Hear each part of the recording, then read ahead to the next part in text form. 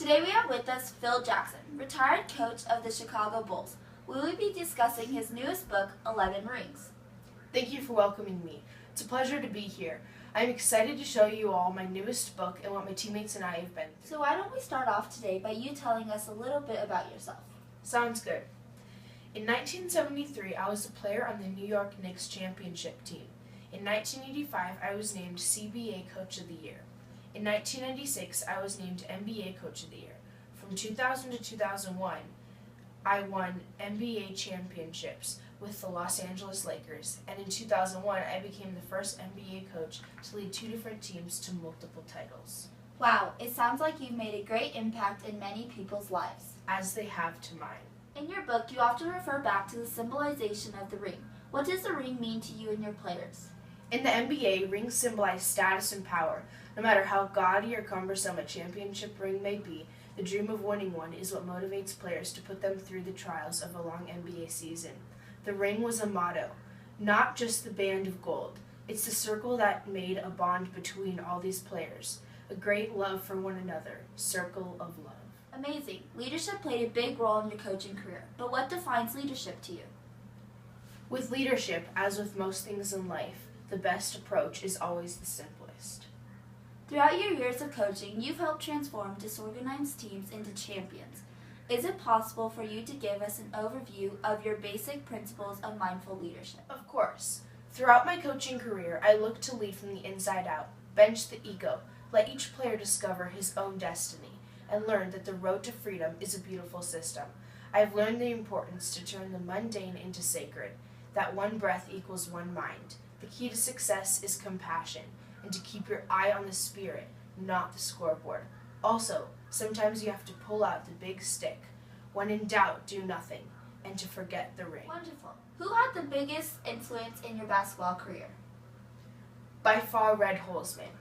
Red gave me the opportunity to play basketball at a professional level. My coaching techniques follow the footprints of Red Holzman. Red listened intently to what the players had to say because he knew that they had more intimate knowledge about what was happening on the floor than he did. Red's singular gift, however, was his uncanny ability to manage grown men and get them to come together with a common mission. He sounds like a great man. Growing up with the childhood that you had, both parents being priests, how has your religion changed throughout the years? I knew I didn't want to stay with the religion of my parents. It'd been a long journey trying to find the right religion for me, but I think I've come to what fits me the best, Zen. Practicing Zen not only helped me become more acutely aware of what was happening in the present moment, but also slowed down the experience of time because it diminished my tendency to rush into the future or get lost in the past. Zen has been critical to me as a leader. I have learned to give up control, trust the moment, and live with compassion. Great.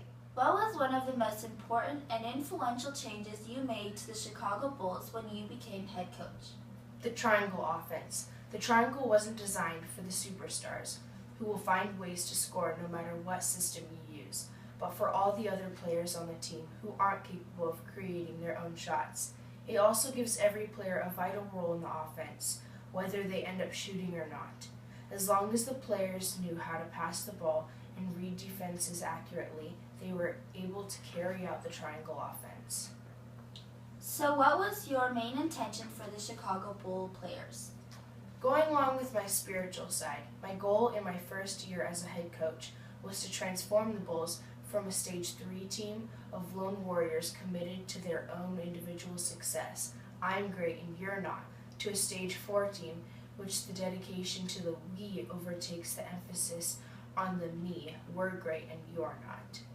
My final intent was to get the team from a Stage 4 to a Stage 5, life is great. Thank you for coming out today and sharing your amazing story. I am truly inspired and now have a new way of looking at life and the challenges within. And I hope that people watching today are as influenced by the great Phil Jackson as I am. Thank you for having me, and remember, always keep an open mind and a compassionate heart.